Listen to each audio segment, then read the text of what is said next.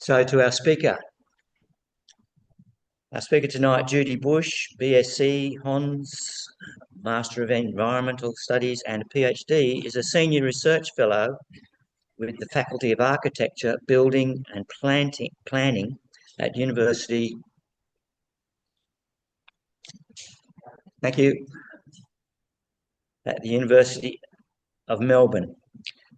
She's working on a 3-year research fellowship funded by the Australian Research Council, examining nature-based solutions for the climate change biodiversity nexus in cities, focused on environmental policy and governance perspectives, including collaborative governance, sustainability, transitions, and resilience. So the question is, can policy protect our trees and urban nature? The big question that we're trying to resolve. With that brief introduction, I'll now hand over to Judy to give her presentation. Thanks, Judy. Thank you very much. So you can see my slides, I presume, and you can hear me. Thumbs up. Yep, great. Thank you so much for the invitation to speak tonight. I'm sorry I couldn't be there in person, but I'm here in Melbourne, virtually beside Birrarung, Yarra River, and also suffering from a cold night here. So I would also like to acknowledge Aboriginal custodianship that continues on, spanning tens of thousands of years, sovereignty never ceded. I'm Wurundjeri country down here in Melbourne, and as I said, next to the beautiful Birrarung. I am indeed going to talk about policy and trees, and the reason why this is important, and we all know this. Maybe I should say also that I'm here in Melbourne. I'm not in Sydney. I know Melbourne and Victorian policy much better than interstate policy, but I also feel like we are all facing very similar challenges and similar sort of policy challenges as well as urbanisation challenges. So this is probably a story common to Sydney as well as in Melbourne, where we see a small house on a large block being replaced by a large house on that same size block. And we're also seeing multi-unit development replacing that single house. I recently looked up aerial photography. There's NearMap is an aerial photography platform that allows you to see time scale, time-stamped photos. And so this is the house I grew up in on the left in 2009. Well, it's quite a few years since I lived there, but anyway, this is what it looked like in 2009, and this is what it looks like now. And you can see all that garden space, not just in the back garden, but also in the front garden, has been removed and largely covered by bigger building and paving and so on. So these are the challenges that we're facing. And so how can we as nature lovers and people who recognise the importance of nature in cities, how can we address this? We need to think, and so that's obviously the topic of my talk. And I have provided a whole bunch of references to go with this talk. And I'm happy to provide the slides if you don't catch any of the references, or you can email me if you want me to send you any of the papers that I refer to. So, you know, I'm being very academic and citing my sources all the way through.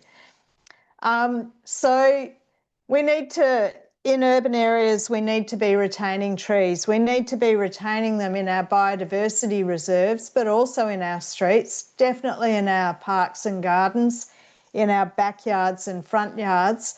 And we need to think about them in new developments, but we also need to think about them in existing urban areas, as those previous slides showed. We also need to think about establishing trees in as part of the urban development process. And we've done some work. This report that I've got linked at the bottom of this slide here is some work I did with some consultants for the Victorian Planning Authority, looking at increasing tree canopy in new urban development areas. And we looked at the various stages of urbanisation, from precinct and street planning and design through construction to planting, establishment and maintenance. And we identified some challenges and constraints to the establishment of trees in those areas. Victorian Planning Authority's reason for appointing us to do this work was they wanted to know if a 30% canopy cover target was achievable. So I was talking to Graham, I think, before the session started tonight, and Graham was saying that for Sydney there's a 40% canopy cover target. So that makes it even more ambitious, really. So anyway, the challenges and constraints that we found to achieving a canopy cover target were lack of space being allocated for the trees to be able to grow and thrive. And we need to think not just about above ground space. It's not just about having space for the tree to develop canopy, but also below ground space. Is there space for the tree to develop healthy roots, and for those roots to be able to grow without impinging on underground services, and also without being dug up on a regular basis when the utilities need maintenance?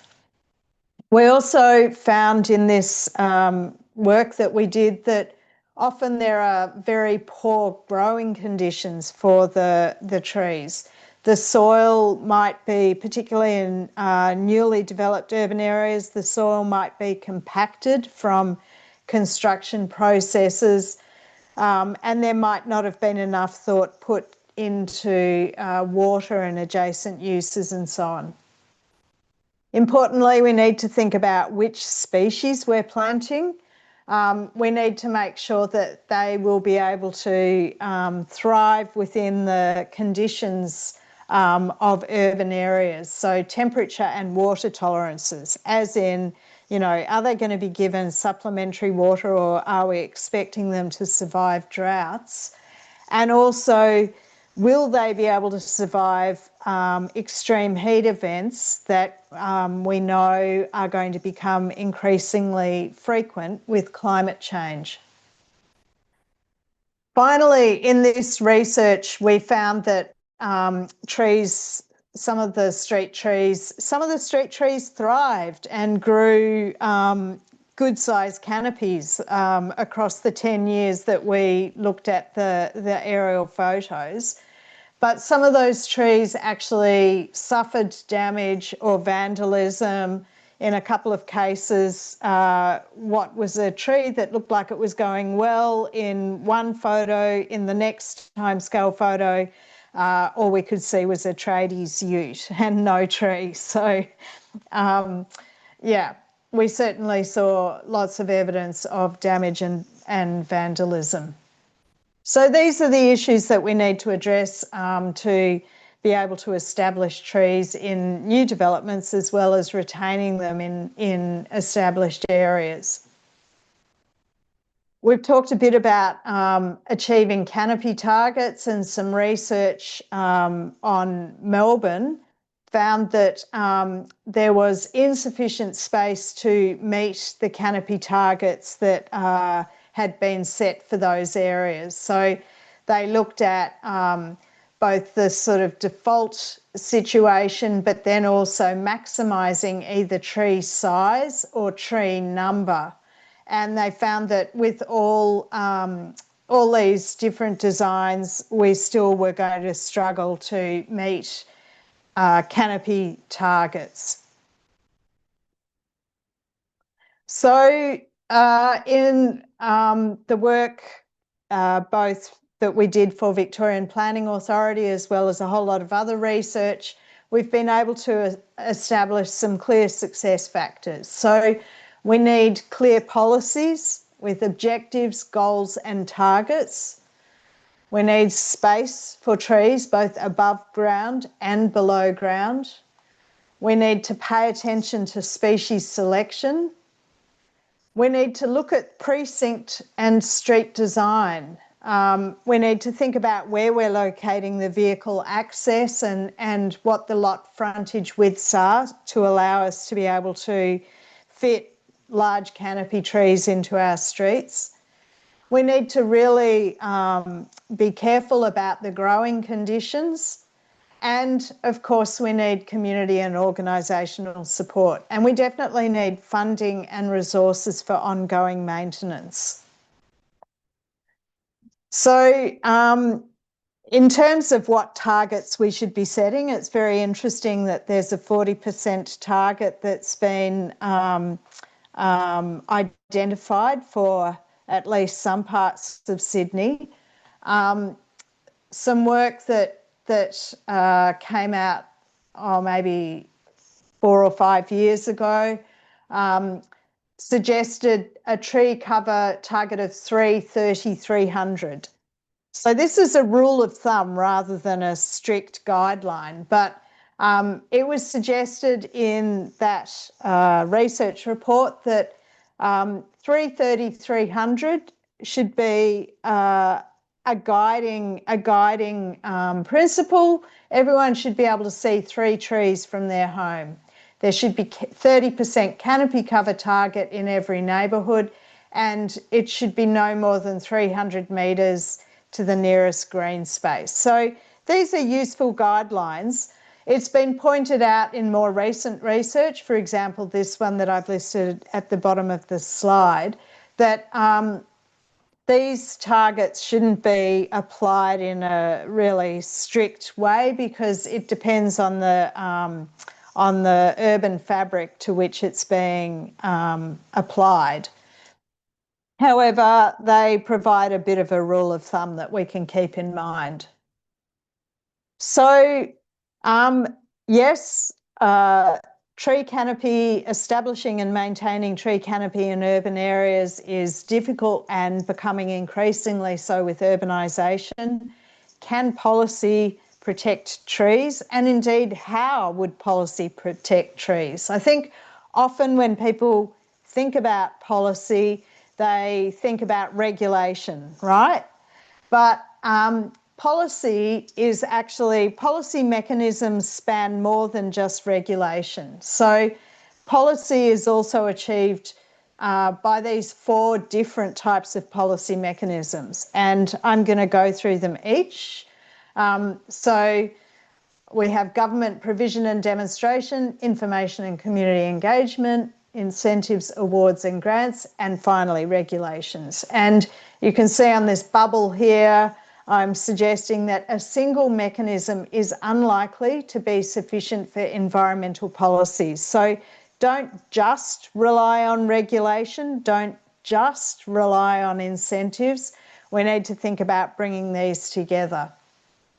So what are they? The first one, government provision and demonstration. Well, obviously government provides a whole lot of services already. We can see street trees as being government provision.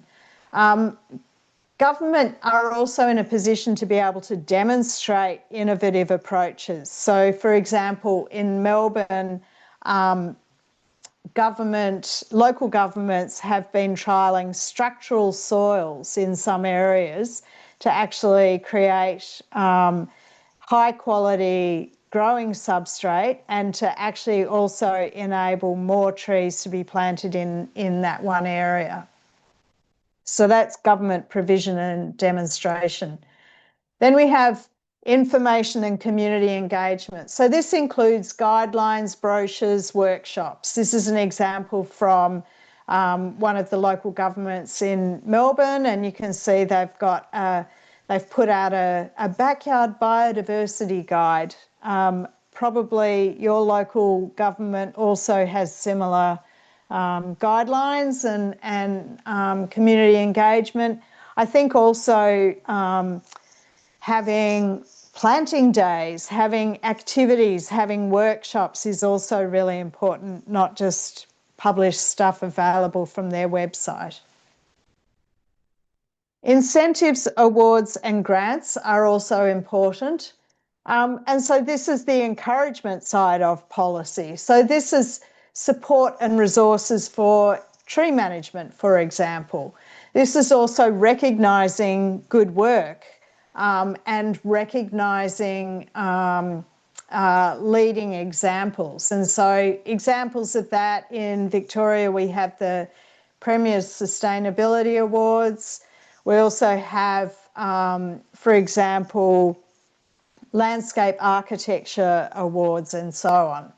I think this is an area where we could be thinking about a lot more opportunities to encourage and foster tree stewardship, for example. So this includes both financial and non-financial mechanisms. What about a tree stewardship award that's given out annually? What about, rather than just having, Citizen of the Year, what about Tree Steward of the Year, for example? So I think sometimes these types of policy mechanisms can contribute towards shifting how people perceive, that what's sort of valuable and recognised and important in their local area.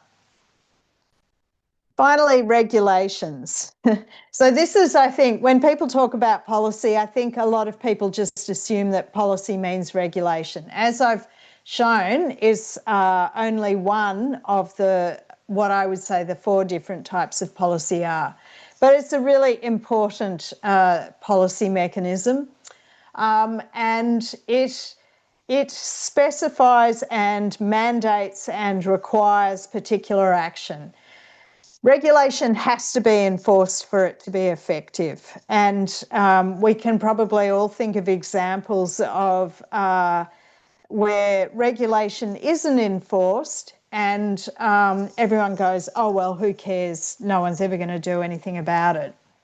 Importantly, also the enforcement and the penalties need to be set at appropriate levels so that it's not just seen as paying the fine is part of the cost of doing business. That's certainly been the case for some of the tree removal penalties that have been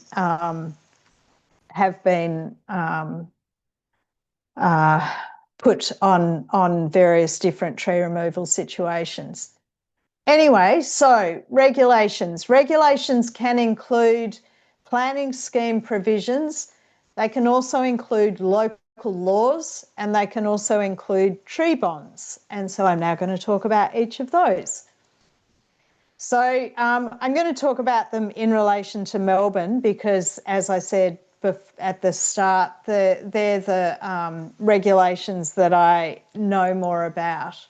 So I recently did some research looking at the policy approaches or the regulatory policy approaches being used across Melbourne councils. So in Melbourne we have 31 metro councils.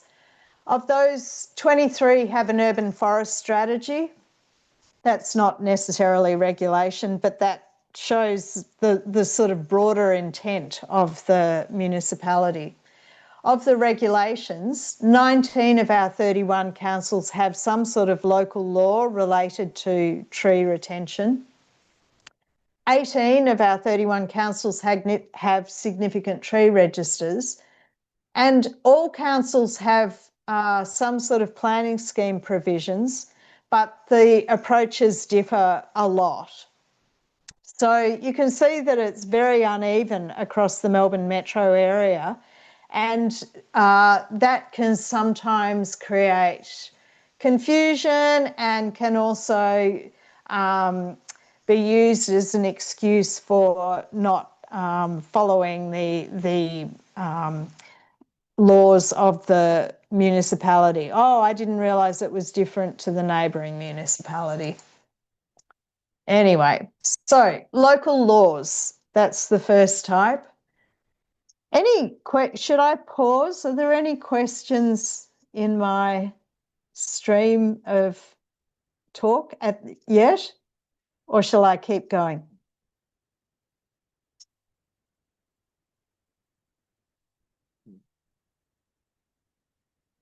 I'll keep going. Great. Okay. So we're talking about local laws. So as I said on that previous slide, so 19 of the 31 councils, so that's like 2/3 of the council, have some sort of local law, and 18 of the 31 councils have a significant tree register. So you can see here, for example, in Boroondara, which is this municipality here, this shows the significant trees on the significant tree register in Boroondara. And you can see that there are local laws that say you may need a permit to prune a significant tree, but you don't need a permit to prune a canopy tree. If you're working within 2 metres of a canopy tree, then you may need a local law permit. And you need a local law permit to remove a canopy tree or a significant tree. Now, I'm not sure what the penalty is if you don't, if you remove a tree without a permit. But I do know that City of Boroondara has just employed 2 arboricultural enforcement officers, and they I think within the last 12 months they've appointed these 2 enforcement officers, and apparently this has really shifted the compliance with this local law since they've appointed the enforcement officer. So this really points to the importance of local government, not just constituting a law, but then providing resources to ensure that that law is enforced and you know, that there is scrutiny on that. In terms of land use planning, you'll remember that I said that all the local councils have planning scheme provisions, but those planning scheme provisions vary depending on which council and and so the planning scheme provisions can relate to a whole bunch of different elements.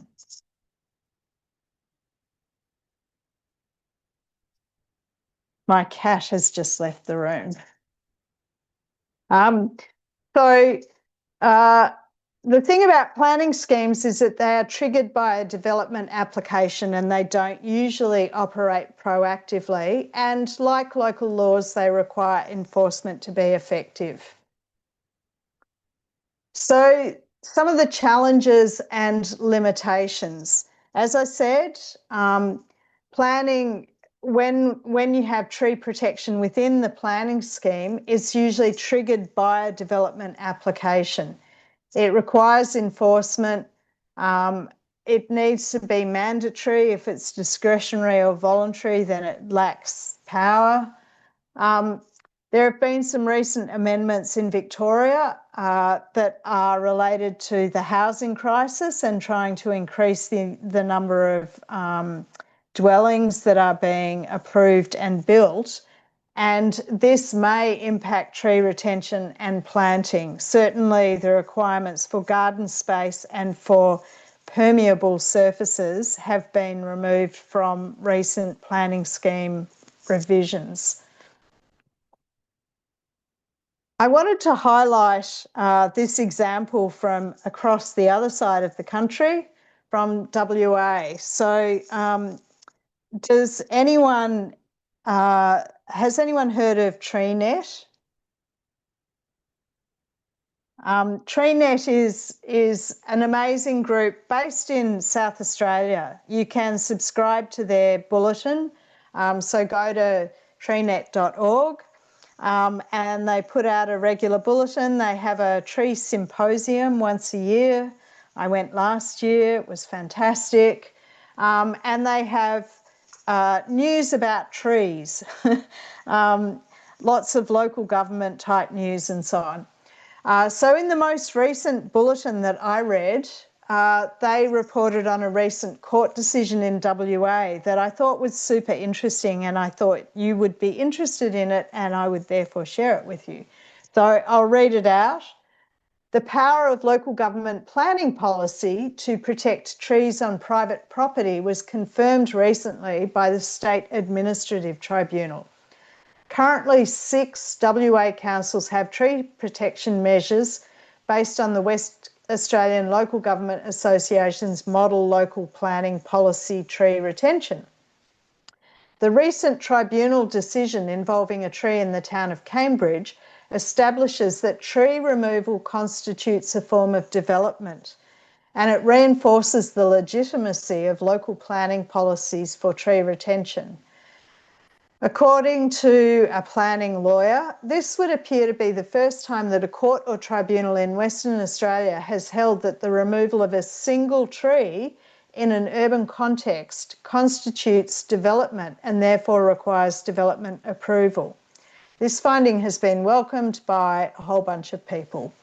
So I think it's super interesting because you'll remember on the previous slide I said that planning scheme provisions can't protect trees because they need to be triggered by development. But sort of contrary to that, this finding in WA, this court decision, which is relevant for WA context, is probably not relevant for Victorian or New South Wales, but may provide a precedent for us, shows that removal of a tree constitutes the start of a development process. So super interesting, and we should all find out more about it. So tree bonds, I also mentioned tree bonds. This is a common mechanism for protecting trees on public land, but it hasn't really been used on private land. And it requires a land developer to deposit a certain amount of money with the local authority during development. And if the trees are damaged or not healthy, then the funds are forfeited. Again, the amount of the bond needs to be substantial enough that it's not just seen as paying for tree damage. And then finally, Victoria, we have conservation covenants. I'm sure there's something similar in New South Wales as well.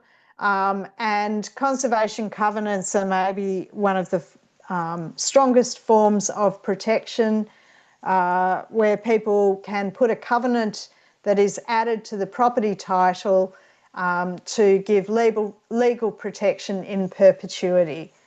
And so this is something that you might do before you sell your house if you, or your land, your property, if you value and love the nature that you have nurtured on that land.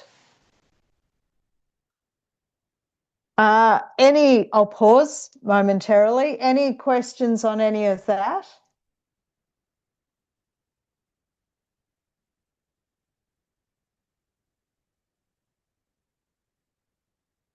Okay, so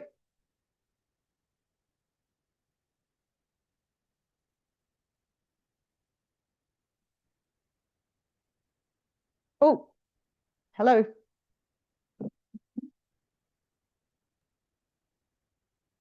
Hello, Judy. I'm Hi. Debbie Andrew. I'm maybe not the best person in this group to speak because other people have been more active, but it gets to we don't get past square one now because the state government has changed the planning rules so that the building footprints are so enormous on the blocks, they obliterate every opportunity to have a garden or have any large trees.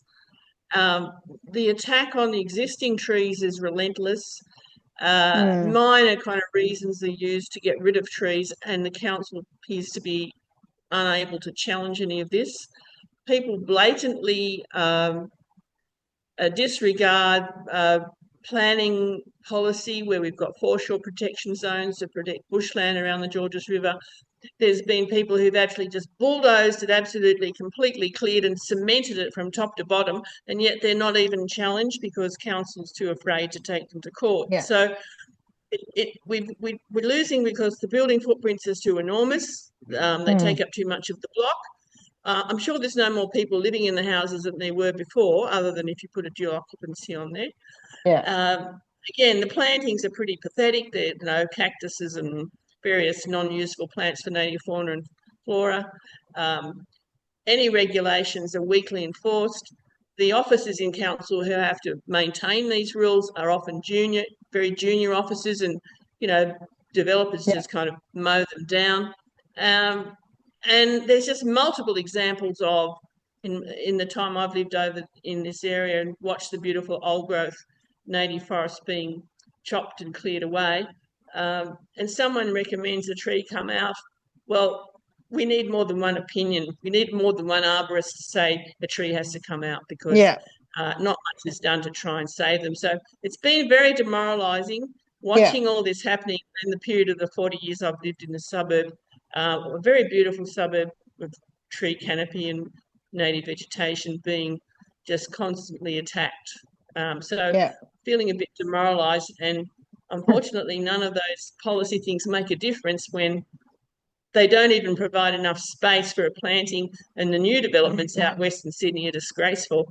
They've got streets so tiny you can't even fit trees in them. So it's really, really demoralising. So sorry about that. No, I thank you, and I share your demoralisation. I know exactly what you're talking about. I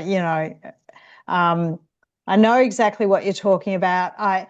The end of my presentation, which I haven't got to yet, I'll be talking about success factors, and maybe we can, talk about that some more at that point. So I'll keep going now. And so I've just got one more section, and then I'm going to talk about success factors. So I did want to highlight policy integration because we're talking, and maybe this actually gives us another lever to pull to try and encourage at least street tree planting. So I did some recent work with a student looking at the intersection of urban forest planning and active transport planning from a health and wellbeing perspective. So the background to this is City of Melbourne, for example, are doing a lot of work to increase the shared bicycle network within their municipality. They're also doing a lot of work on their urban forest strategy, and they have, a canopy cover target of 30%, and they're planting a lot of trees in their municipality. But are they actually bringing those two policy domains together? On a hot day, we need tree canopy for our bicycle network. We certainly don't want to, on a hot day, be riding on exposed roads, and arguably we want the bicycle network located now on shaded roads. It's not good enough to just say, oh, well, we'll put some trees in there, because that's going to take, 10, 15 years for the canopy to grow up and to shade the cyclists and the people walking on the street. So this is a health and wellbeing issue, and it's about integrating and bringing together those different policy domains. So in the work that Crystal Tang did, the co-author, she looked at the canopy cover of major bicycle networks. And you can see that there are quite a number of bicycle area, active transport bicycle network areas where there's less than 40% cover and in some cases zero cover. So this really points to the need for better alignment between those policy domains. So in terms of thinking then about the content that I've been talking about, I said before when I highlighted that there are 4 different types of policy mechanisms, I said before that a single mechanism is unlikely to be sufficient to address sustainability issues. And so arguably those 4 different types of policy mechanisms can actually work together if they are written and set effectively. So if they are working in a complementary way, then the regulatory mechanisms set the minimum standards, while the incentives mechanisms push best practice and innovation further. And then engagement and government provision also encourage better action. And so that's when they're working, you know, when they've been set up effectively. Unfortunately, when I was doing research that underpinned this work here, I also found examples of exactly the opposite. So regulations that actually specified maximum standards, incentives, awards and grants that just maintained business as usual approaches, and information or government provision and demonstration that was of low standard, and so on. So this really highlights, I'll just go back to the previous one, that we need to think about those 4 different types of policy mechanisms, and we need to think about their settings so that they actually are complementary and that they push best practice. In that same research, which was part of my PhD, I identified these different policy success factors, and there are 4 domains: strategic, tactical, operational, and reflexive. So strategic is the big picture thinking, and that's where we need the goals and the targets. We also need the leaders and the champions, and I think that's important. We need the people at local government and state government level who are prepared to stand up for trees and tree protection. We need coherent and consistent narratives. We need to be able to tell our politicians, but also our community members, why we need trees. In the tactical domain, this is about bringing people along. So building alliances and partnerships, engaging with the community, integrating with other influential policies. So I just talked about policy integration before, thinking about how to integrate, for example, the urban forest and street tree and tree protection policies with other policies that have influence. Then in the operational domain or the operational area, we need to make sure that we've got that range of policy mechanisms that I was talking about before. We also need resources for implementation. And so that's resources for maintenance of trees, but it's also resources for enforcement, which is what we've been talking about as well. And we need to make sure that the people who are carrying out those tasks have the technical skills and capacity to do them. And then in the reflexive area, this is about both being able to monitor and evaluate, so having the right indicator sets, and also being able to learn from each other. And, you know, maybe tonight is contributing to that process, because I think, you know, potentially being able to look at other local governments that have better approaches and being able to tell your local government about examples of best practice is one way to sort of continue to encourage a shift. So my conclusions. First of all, a recent article from The Age, which is, you know, our version of your Sydney Morning Herald.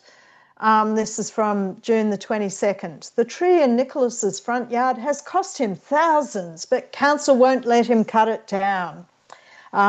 So an article about how Nicholas thinks that he should be able to cut down the tree, and council is saying, nah, no, you can't. And the article included a quote from an arborist who said, people often believe it's a good idea to have that local law for tree retention, but then believe it shouldn't apply to them. So that's exactly the point that we have all been making tonight, I think. And the key challenge for all of us is how to foster that sense of stewardship amongst everyone and responsibility to each other too, I think. So in conclusion, planning needs to address space for trees, as we all know, in urban environments. It needs to think about that during development across the construction and operation of the built environment and during redevelopment processes. It's relevant across residential, commercial and industrial contexts. And as you have said as well, we need to think about creating that urban nature network that spans the public and private.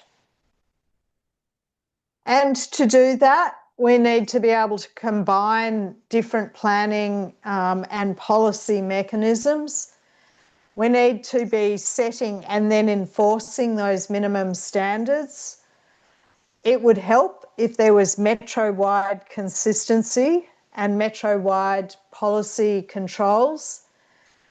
We need to think about how we can encourage and incentivise positive behaviour, not just fine negative behaviour. And we need to engage community and foster collective stewardship. And maybe that's partly about fostering connections with nature and connections with place. And that was my last slide. So thank you. Perhaps we can now chat about approaches to trying to address the war on trees that we are watching before our eyes. I'll call for a few questions, if you don't mind, Yeah. Judy. Having said that, come on.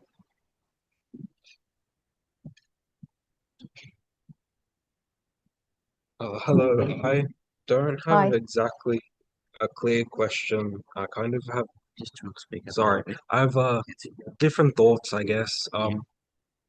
Kind of around moving to more medium density housing, and I suppose around the inefficiencies of suburbanization, and can that move away from suburbs and more into more higher density?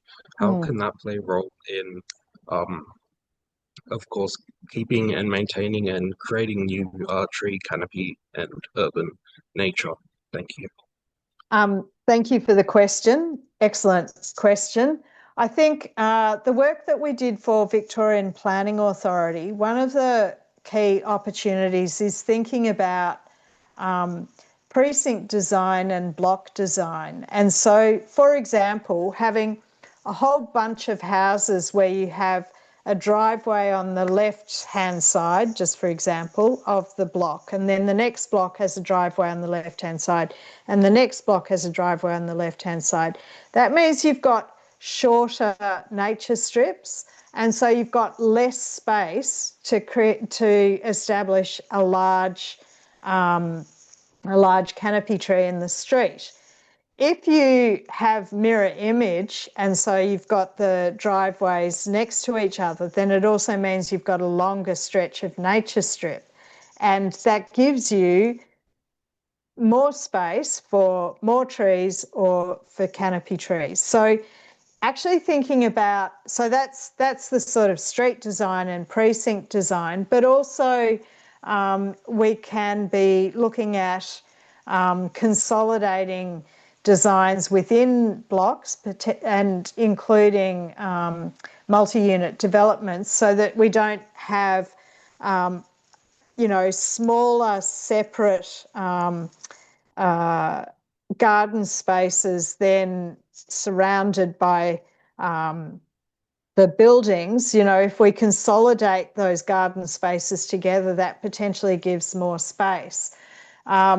I spent 6 weeks in Vancouver during June, and Vancouver's done some interesting work with their urban forest guidelines, including looking at the sort of consolidation of space within the residential blocks. So I think we can get smarter with what we're doing, and think about how to sort of consolidate the green spaces to provide more flexibility and more potential for bigger trees. Thanks, Judy. Any other comments, questions? No? Anybody out on the Zoom? No? It sounds like you've covered it pretty comprehensively, Judy. Graham. Thank you very much. Yeah. Wonderful. It's been a run through a whole lot of different mechanisms where we can improve our tree management. So thank you very much. I call on Sonia to.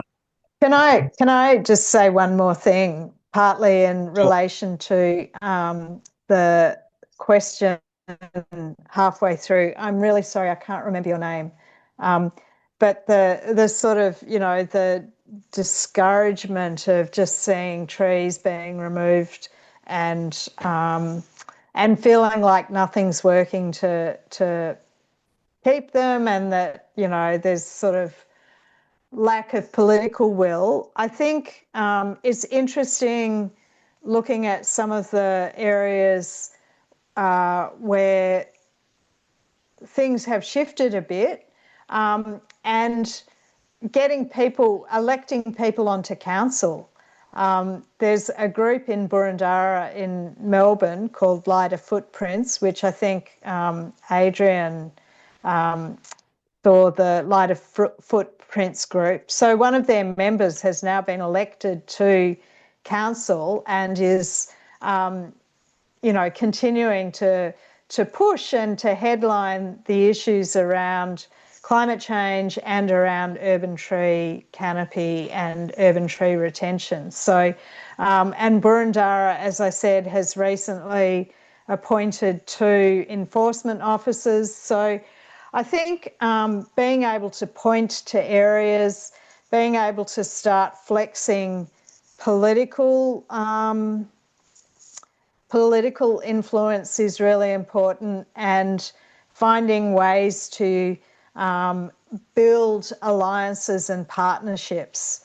So, back to that policy success wheel, and thinking about how you can amplify your voice by, joining with, I don't know, a neighbouring group or something like that to start, or maybe like Youth Climate Alliance, like span the generations as well as the suburbs, for example. And Speaking of Adrian, he's just indicated that he's got Yeah, a question for you. I yeah. don't know whether we can. Kim, can you hear me, Go Kim? ahead, Adrian. Thanks, Judy. An excellent presentation. As we've talked previously, the housing crisis is actually making things actually worse for us than better. Can you just share what's happening in Melbourne, Victoria, in Melbourne in particular, about how are some of the councillors coping with the housing pressure there? Is there one or two interesting lessons we can learn which we may be able to apply here in Sydney? Thanks. So I think, so first of all, so many things to say. It's interesting that we talk about a housing crisis, but we actually have stopped talking about a climate crisis or a biodiversity crisis. And that's of a concern, I'm sure, to all of us in the room. It's not to say that I don't think there's a housing crisis. I definitely do. But I think that we need to deal with housing crisis and climate crisis and biodiversity crisis, or we are dooming people to live in unhealthy and unsustainable environments. I think it's, as I said, I was in Vancouver for 6 weeks. Vancouver's also facing a housing crisis. So these issues are not limited to Sydney or even to Sydney and Melbourne. These are issues that are spanning many cities around the world. In terms of dealing, examples of how to deal with them,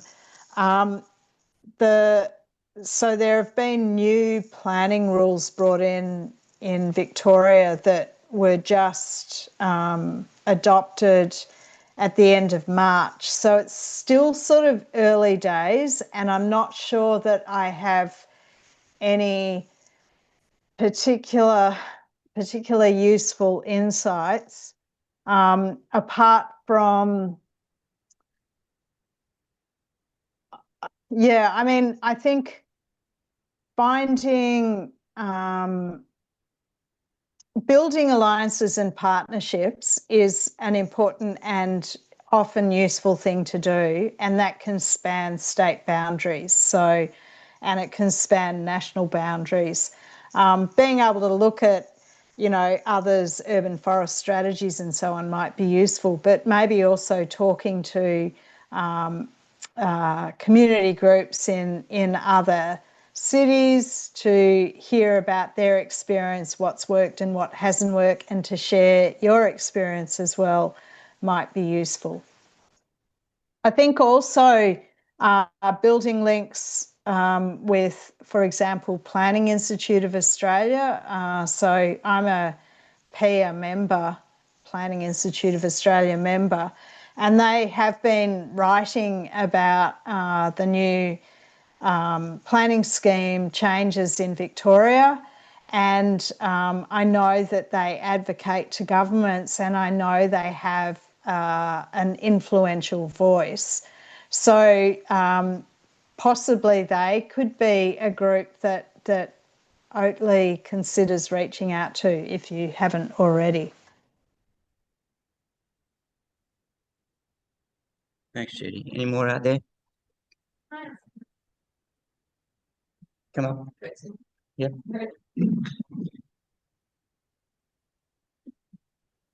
Another question. This is a bit left field, but I'm just there's all the planning and everything like that. As a local resident, you might want an arborist, but there's a waiting list for people. I'm just wondering, are the TAFEs encouraging more arborists to be trained up? Are there people out there being trained up? I don't know. Is there an answer to that? Because people get frustrated and they do their own thing. But I don't know. Is that something that would benefit? Yeah. I don't know how many arborists are being trained. It's interesting going to TreeNet symposiums. So check out TreeNet. I met some amazing arborists at TreeNet, including, for example, a guy who worked as an arborist, and so he did a lot of tree pruning, partly for bushfire safety, but then he also had his own company attaching artificial hollows to trees for habitat.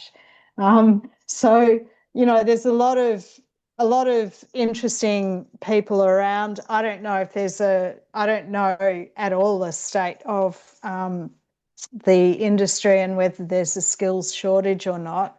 But I do think, back to policy, that looking at ways that local governments can encourage and incentivise appropriate care of large canopy trees is something to think about, and whether that's having a database of tree surgeons or arborists, or whether it's, you know, providing a rate rebate if you can demonstrate that you're maintaining a healthy canopy tree that provides benefit to the neighbourhood. You know, I don't know. I think we need to get creative, and as you say, I think we need to get left field to think about how we can actually shift the balance towards tree stewardship.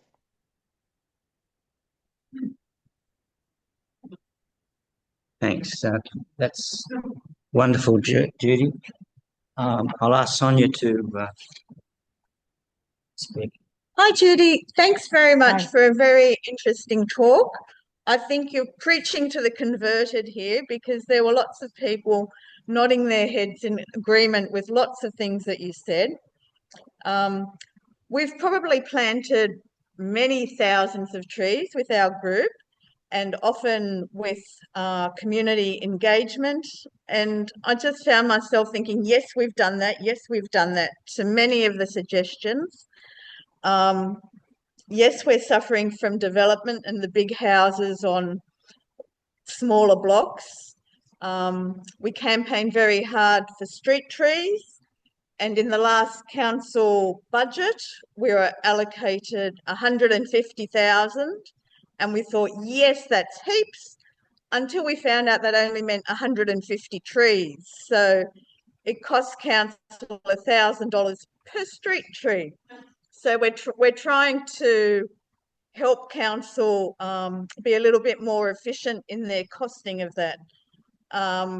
We've had 2 councillors from our group here are now on council, so we're trying to get as many green themes through as we can. So we're trying very hard, and yeah, we understand everything that you say, and you've got some fabulous ideas, and yeah, we're with you in spirit. So thank you very much, and keep up the good work.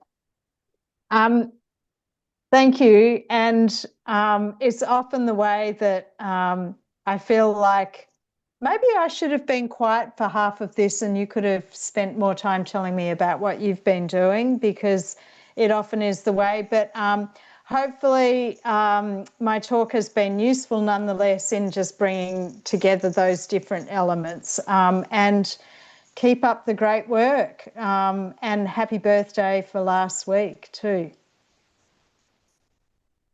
Thanks, Judy. That's wonderful. Really appreciate your talk. You're welcome to stay on. We're doing a bit of general business, but I imagine you'd be wanting to head off. I'll say thank you and head off. And if anyone wants to follow up on any of the references that I talked about, then send me an email. And otherwise, thanks so much for the opportunity, and go well. Thank you. Thank you. Your talk has been recorded, and we'll be putting it up on our website in a few days' time. Great. Okay. Bye, everyone. Okay. Bye.